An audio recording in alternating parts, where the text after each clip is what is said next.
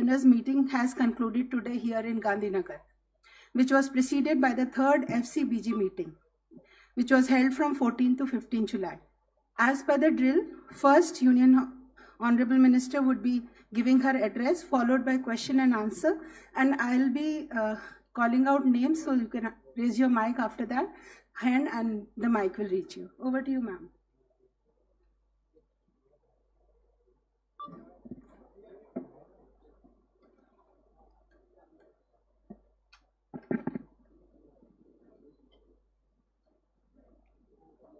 Good evening, and this is on.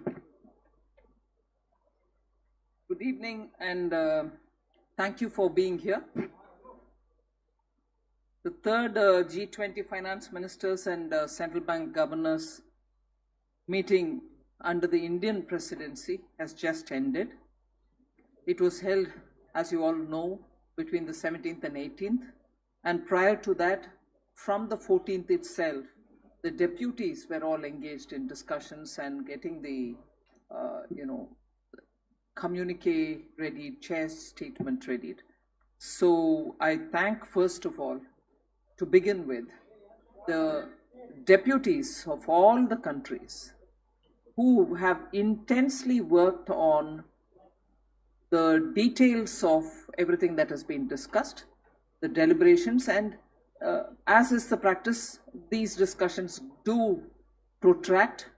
They go for long hours, but this time in particular, it stretched over a couple of nights, and last night it was extended for a very long time, actually showing, and I'm very happy, showing the interest that the issues that India has put on the table and the details with which everybody was getting into. So I'm very encouraged by the fact that the deputies have spent a lot of time looking at the details, and I therefore take this opportunity to thank all the deputies of all the countries.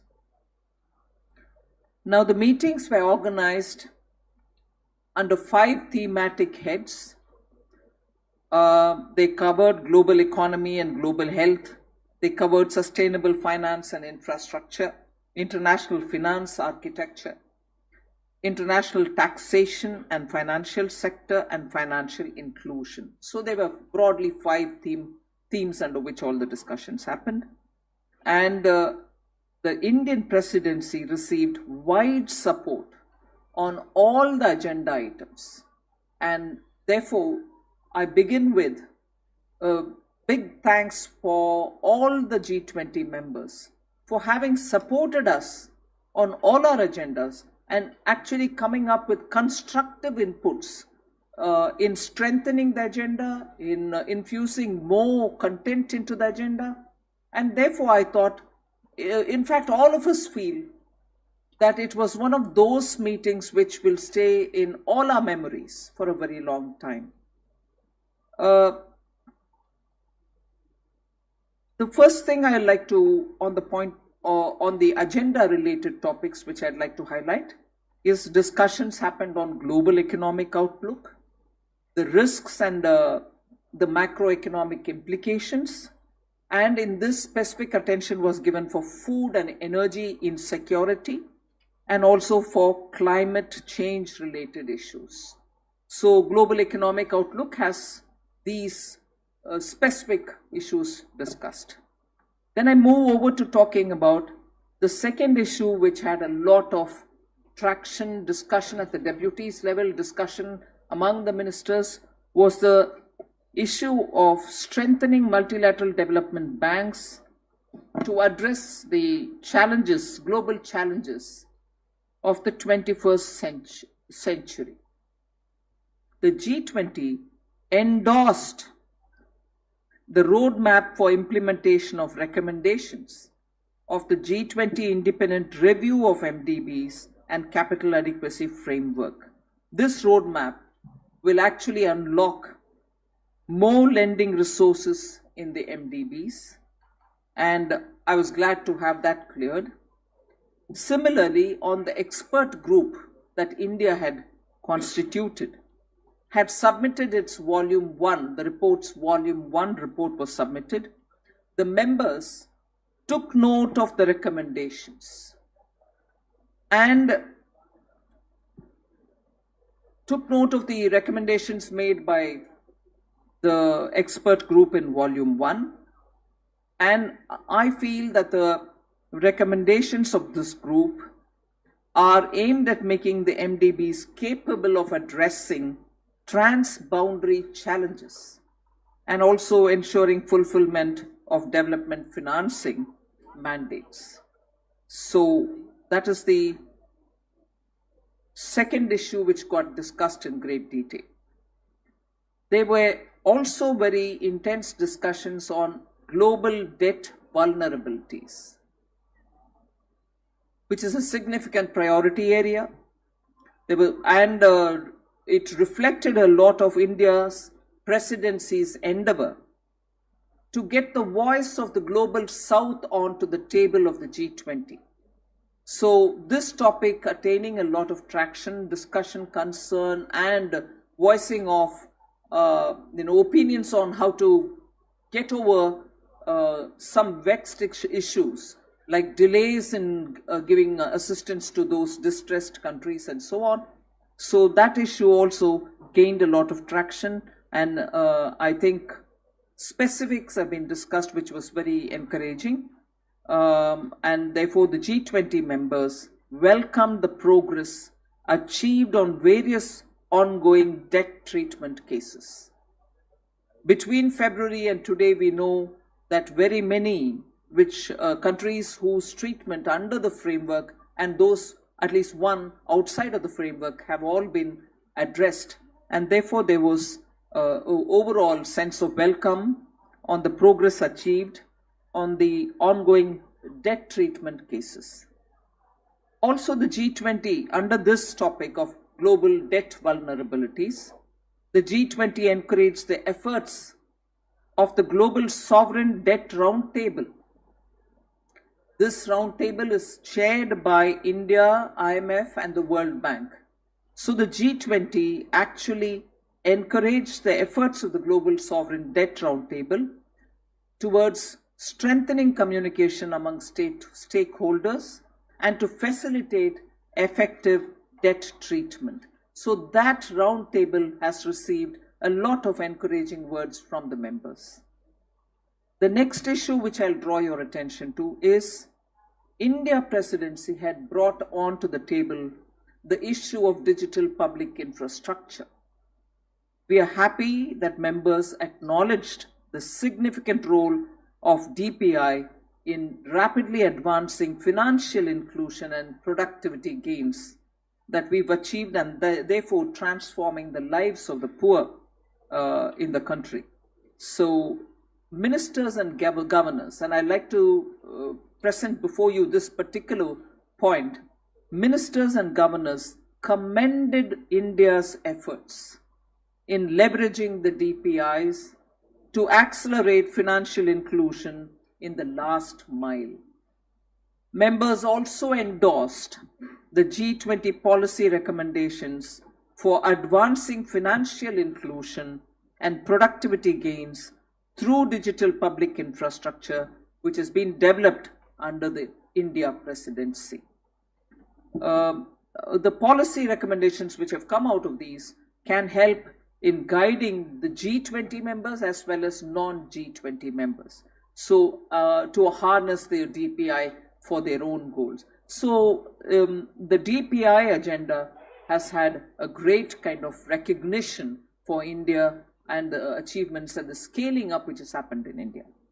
The next issue I go on to is the financial sector issues. Members deliberated on the macro, financial, and regulatory challenges posed by crypto assets ecosystem and on the potential global policy responses which are so required. So when I said financial sector issues, it pertains to the crypto issues. Members welcomed the high-level recommendations of the FSB on crypto asset activities and also the global stablecoin arrangements.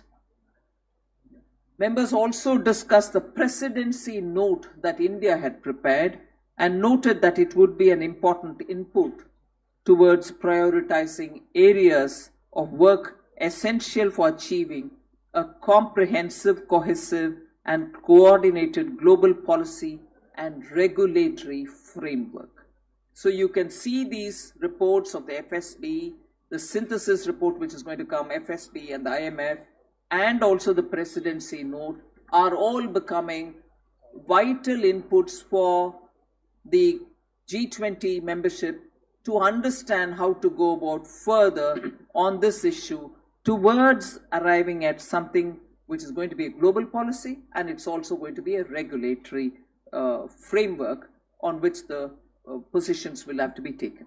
So I think it has acquired the necessary traction and recognition that, in fact, there were several members who did say it is so good that India has brought this issue on its priority and is working very well on this.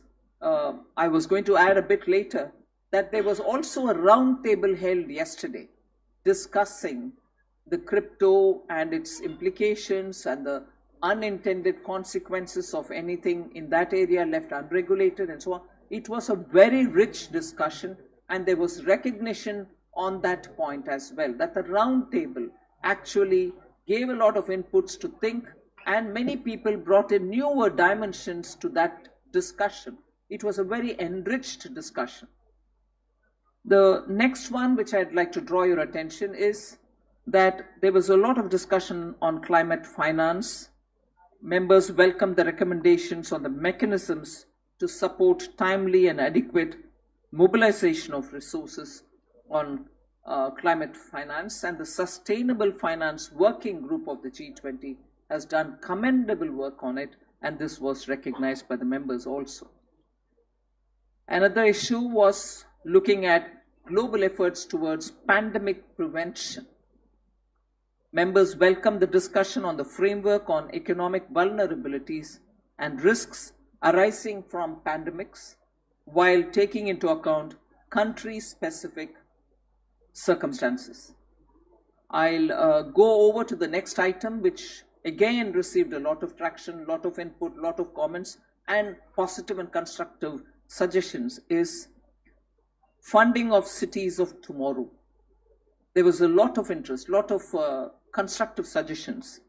There was a strong support for the work under the India presidency on prioritizing financing of cities of tomorrow.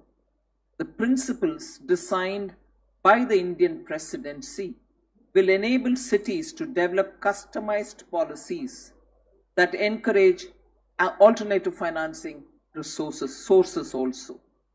There was an infrastructure investors dialogue on leveraging funding and financing mechanisms and approaches for cities of tomorrow, which was held on the 16th of July. It went into a lot of details. I'm not, in my opening statement, elaborating on it. Then the last point which I would like to draw your attention to is on the tax agenda. Members appreciated the significant progress made in respect to the two-pillar international taxation package. Members also welcomed a plan for additional support and technical assistance for developing countries and discussed the need to ensure that G20 efforts to enhance tax transparency translate into effective outcomes. There was, of course, a high-level tax symposium on combating tax evasion, corruption, money laundering, and so on. The panelists were also from FATF, OECD, and the European Commission for Economy and Finance Minister of Indonesia.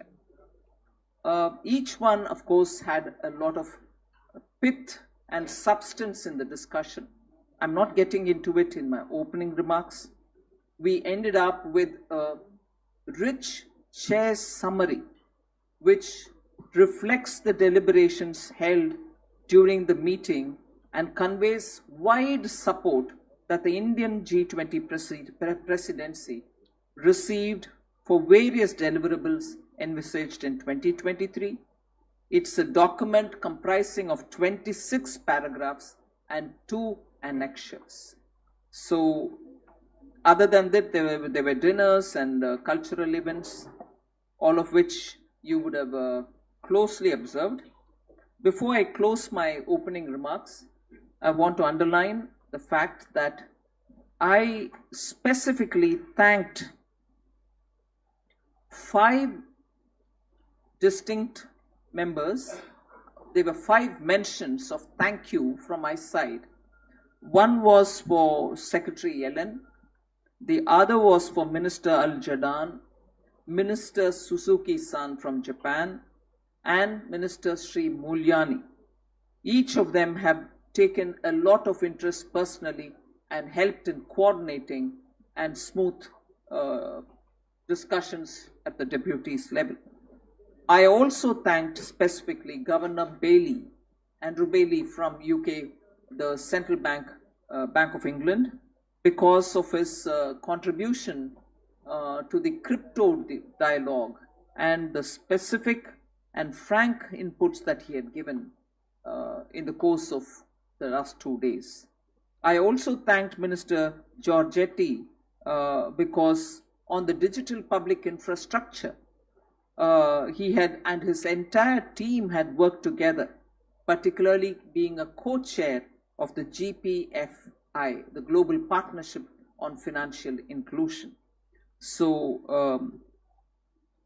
other than this, there was this two more mentions where I had specifically taken the names and thanked Minister Liu Kun from China, because we were able to arrive at a consensus because of China's cooperation and willingness to work with the membership for particularly mutually beneficial issues.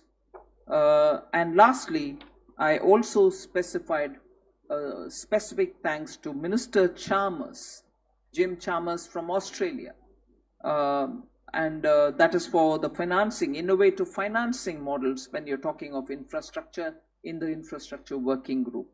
So with that, I end my opening statement. We're all open to questions. Thank you, ma'am. We start with Deepshika, Economic Times. Mike, please raise your hand so that she comes to know. Yeah.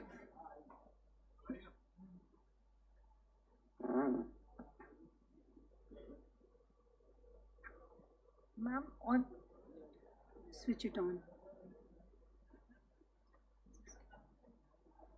Ma'am, in terms of the tangible deliverables that were reached at this meeting, what are those, especially in terms of debt resolution, crypto framework, and also DPI?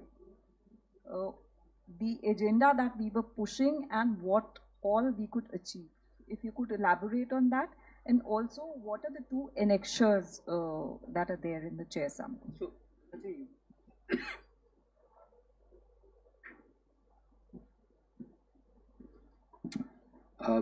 I suppose I'm audible. Yeah. First of all, what the annexures are, these annexures are the number of documents which were received, and there are large number of documents, and we will be uploading output statement another hour or maybe within the next 2 hours. There's some formatting, etc. is needed, and the drafting went on till about 4 o'clock today. The number of documents received are almost 40 documents. Then another annexure 1 is the further work which needs to be done. Some of them is flowing from the action plan which was approved in February. Some from these reports is flowing out. So these are the 2 annexures. And your question that whatever the key deliverables, if I can mention, there are several of them. For example, in Paris Agreement, as part of the Paris Agreement, it's not part of a Paris Agreement, it flows from the Paris Agreement. Developed countries decided that they will mobilize $100 billion per year for developing countries in their journey for climate action, transition, etc. And that amount would be reached by 2020. It has not happened till last year. And there's a very definite moment that developed country contributors have said that this year, for the first time, $100 billion would be reached. That's very significant one is happening, something which has not happened all along. Plus, there's another positive statement which has come in. The next target was that by 2025, another goal will be set. And that has to be with a floor of $100 billion, meaning that it has to be upward of $150 billion. So that also commitment has been made. So this is something for climate finance per se has been indicated. Similar manner, a number of areas where the attempt is that to take the discourse forward. One, that how the balance sheets of each of the MDBs can work better, can be more efficient use of their capital. A very detailed discussion happened during the course of the past 6 months, and a clear roadmap has been identified. And again, the conclusion came in that can unlock, as FM said, that $200 billion of unlock new capital, new lending window can be provided. Then India contributed with this report, co-convened by Professor Summers and Mr. N.K. Singh, and a good discussion happened around that.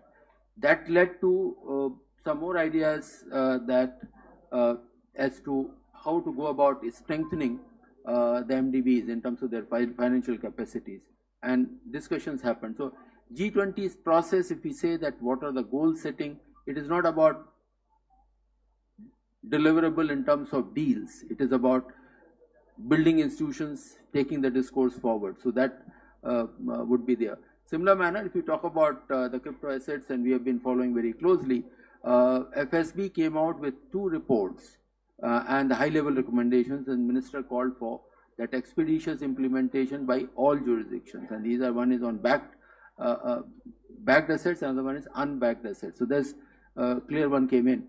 Then through India's effort, it was agreed that a synthesis paper and the roadmap will be advanced so that the same is available ahead of the Leaders Summit. Leaders can also consider when they meet on 10th and 11th or 9th and 10th of September. So that was again discourse happened, and then India has contributed by organizing that seminar, and also contributed its own note, and it is a presidency note in the sense that we originated that idea, several other countries contributed, so it has become a significant input around that. There are several others, but we can discuss of debt. 2 areas. One, that common framework was decided in the Saudi presidency in the year 2020, but there are implementation level challenges. So the minister decided that infrastructure international financial architecture working group, IFA working group, would be dealing with those policy level issues so as to step up implementation, and the work will start right away in the 4th meeting, which will happen under the Indian presidency itself. Then there were 4 cases ministers had identified in February meeting: Zambia, Ghana, Ethiopia, and Sri Lanka.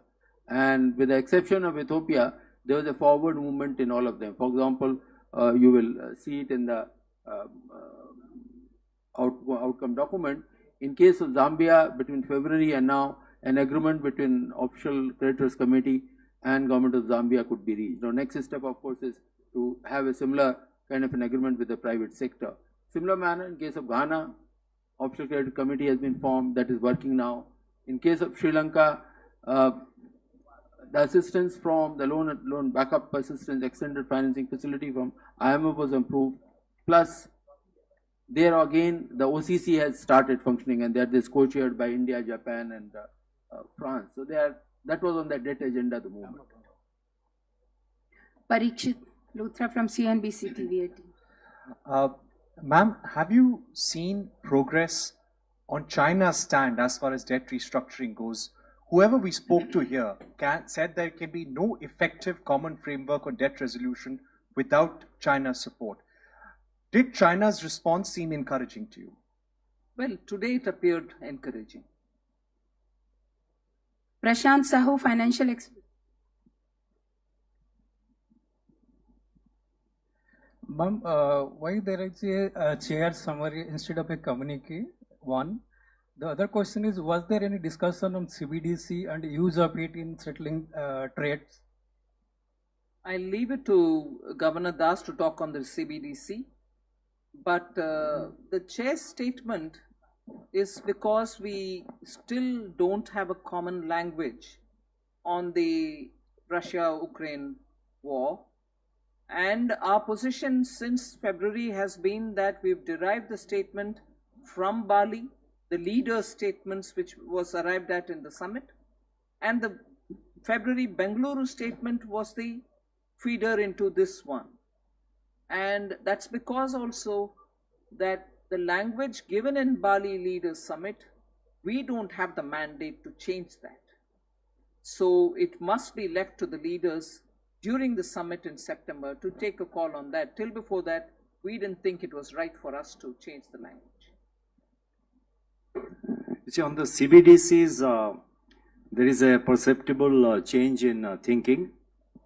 It's now recognized by large number of countries, both G20 members as well as countries which are not members, that CBDC is an important aspect which needs to be looked at more seriously. So in the as a part of the FMCG deliberations, it was recognized, the work done by the various agencies, the BIS, etc., were all taken on board. The experience sharing and the progress in collecting data, exchange of information, experience sharing, that was also noted. And specifically with regard to cross-border payments, it was also recognized that there is great potential for CBDC to facilitate easier, smoother, and seamless cross-border transactions and cross-border payments rather. And there is need to take this agenda forward. So it's a work in progress, and this process of experience sharing and collating what is happening across the world, where countries are either considering or countries which have already started pilot projects, this whole process of collating information, etc., by the BIS, that will continue. There is IMF is also parallelly working on the macro financial challenges arising out of CBDC, so that will also be factored in. Thank you. Shishir Sinha, Hindu Business Line. Ma'am, good evening. Ma'am, earlier RBI has always maintained the stand that there should be ban on the crypto, and now after FSP recommendations on regulation, will India stand be on the regulating the crypto asset or going for the ban? What would be the stand for that? This is a question for me or for the governor? Both. Because you started with saying what RBI's position was. So both of you, ma'am. So our position is in front of you. So sorry. Shivangi, Reuters. Hi. My question is with the minister. You mentioned that the bloc discussed food security. In that context, did you get a chance to talk about Russia exiting the Black Sea grain export deal and subsequently striking Ukraine's grain export ports, and any challenges you see that might pose to food security globally? Well, it is in that context that today several members condemned it, saying this shouldn't have happened. The Black Sea food passing through the Black Sea shouldn't have been stopped or suspended. So yes, to that extent it was brought out. Rosuke Hanada, Nikkei.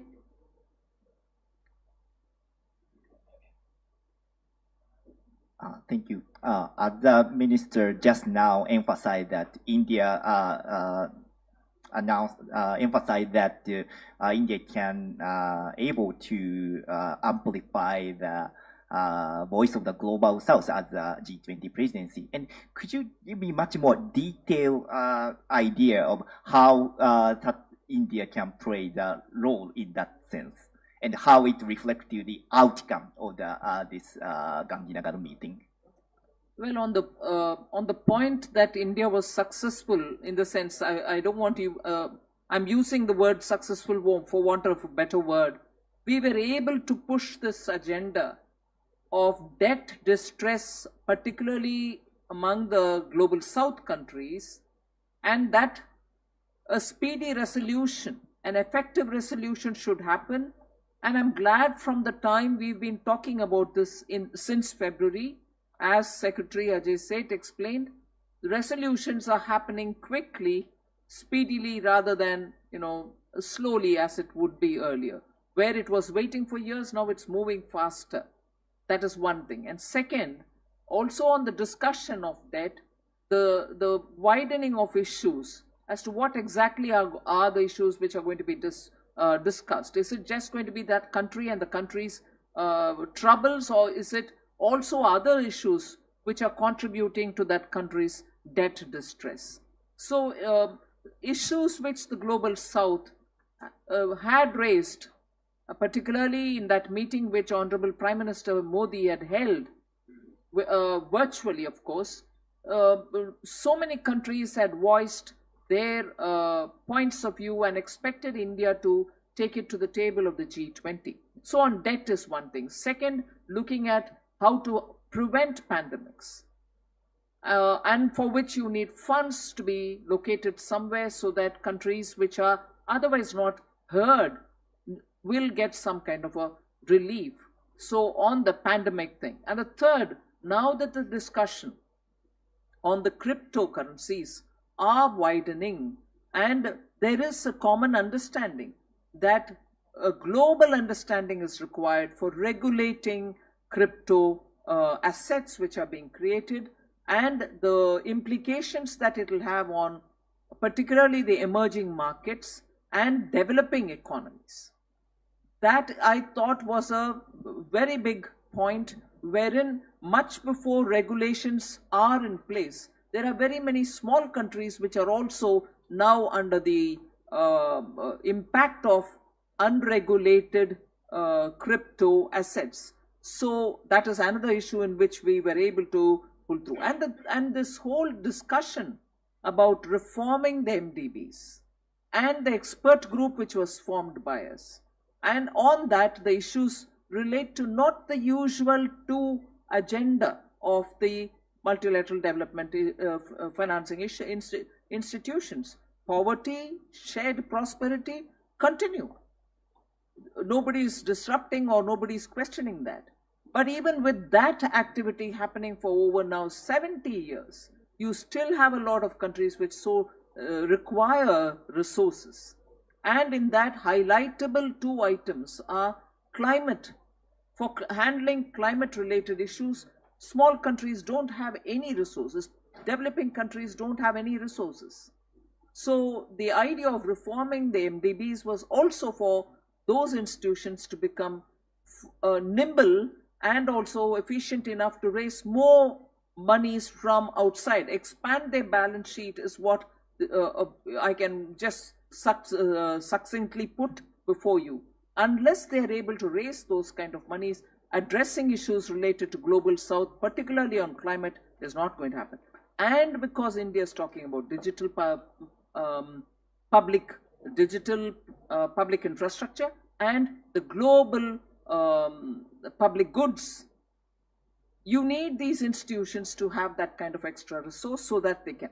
So in a way, many of the issues voiced and many of the issues which concern the Global South, I would believe we have at least brought it onto the table for the G20 to discuss. Ruchi Bhatia, Bloomberg. Good evening, ma'am. You did say that China's support in debt restructuring today sounded very encouraging. The Chinese finance minister has put out a statement saying that they expect G20, they seek a fair burden sharing in debt talks, and that's something that they've told the G20. I want to understand from you that what's the consensus view of the G20 on multilateral development banks taking haircuts in debt restructuring, and do you think that will affect their lending capability, an argument that has been put before as well? These are issues which add to the basket of issues on which discussions on debt restructuring will be happening. It's happening now, it will continue to happen, it will happen later. So it is not as if today you have arrived at just the haircut element of it and the others are going to go on. All these issues are part of the round table which IMF and World Bank together with India are discussing And these are issues on which the stakeholders have been talking, inclusive of the private stakeholders. Ketan Joshi, CNBC आवाज.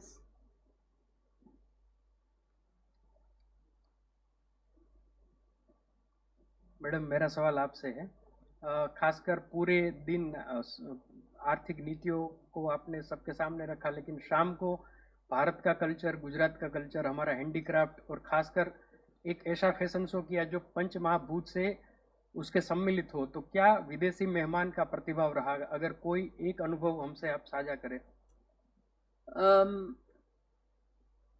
ये हमारी culture आधारित जो शाम को कार्यक्रम हुआ, उसमें वित्त मंत्रीगण बहुत ही आनंद लिए और व्यक्त भी किए कि बहुत बढ़िया कार्यक्रम, जिसमें बहुत सारे विषय जोड़ा गया है. क्योंकि हम साथ बैठ करके हम सब एक मंत्री के वो दूसरे ऐसे करके एक एक करके हम हमारे तरफ से एक्सप्लेनेशन देते गए जैसे प्रोग्राम चालू हुआ.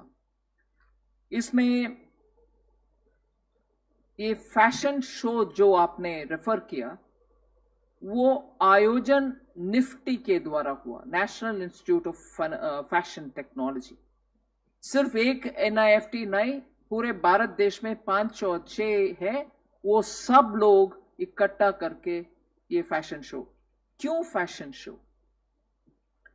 एक प्रमुख विषय है कि माननीय प्रधानमंत्री जी लाइफ एक मिशन शुरू किए, जिसका ऑब्जेक्टिव ये है कि हम लाइफस्टाइल को चेंज करें एनवायरनमेंट को देखते हुए. आजकल एनवायरनमेंट के कारण बहुत सारे हम जो चीज उपयोग करते हैं वो सस्टेनेबल नहीं है.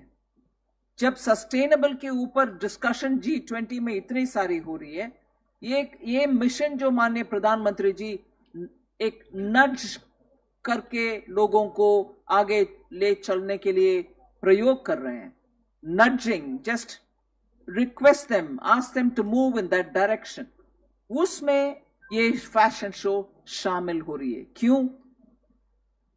भारतीय कल्चर में सस्टेनेबल मटेरियल को उपयोग करते हुए ड्रेसेस हम उपयोग करते हैं, वो सब आया. और जैसे आपने पंचभूत का रेफरेंस किया है, जल, पृथ्वी, ऐसे आकाश, वायु, इन सब को जोड़ते हुए, क्योंकि हम हर व्यक्ति भी पंच तत्व हमारे अंदर हुई है. सो ये तीसरी, जिसमें वो ड्रेसेस का कलर्स और उसमें जो बनाया गया डिजाइन कलमकारी है, जो हाथ का काम है, पेन का उपयोग करते, कलम को उपयोग करते हुए करते हैं, और उसमें जो इंक जो उपयोग करते हैं वो सब नेचुरल डाइस होते हैं. इसीलिए इसमें बहुत सारे विषय जोड़ा गया. और जब हम बगल में बैठ करके उनको एक्सप्लेन किया, वो एब्सोल्युटली प्लीज्ड थे कि G20 में हम जो चर्चा करें वो उस विषय के ऊपर आपने इस विषय को ले आए. और इससे पहले वॉशिंगटन में जब पिछले बार हम गए थे यही फंड बैंक मीटिंग में, उस समय भी लाइफ के ऊपर उधर भी एक सिंपोजियम हुआ. मतलब लाइफ स्टाइल फॉर एनवायरनमेंट. हम हमारे वेशभूष और लिविंग का स्टाइल को थोड़ा बदलते जाना आवश्यक है. यही था इसके पीछे. Arup Roy Chowdhury, Deccan Herald.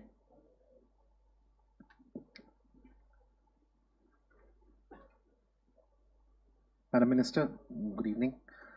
Ma'am, given all the discussions that have taken place on debt distress since India took over the presidency, how optimistic are you that by the time the leaders summit comes around in September, China will be fully on board as part of a common debt resolution framework?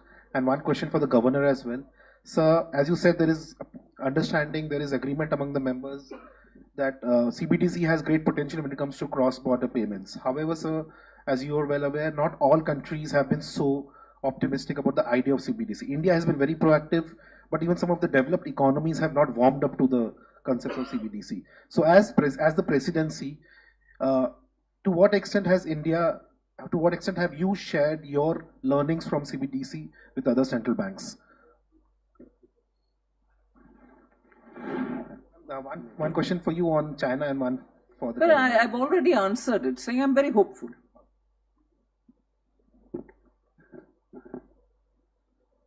You see, on CBDCs, you have to remember that it's a new currency, and it will mean a fundamental change in the currency system, in the system of money across the world.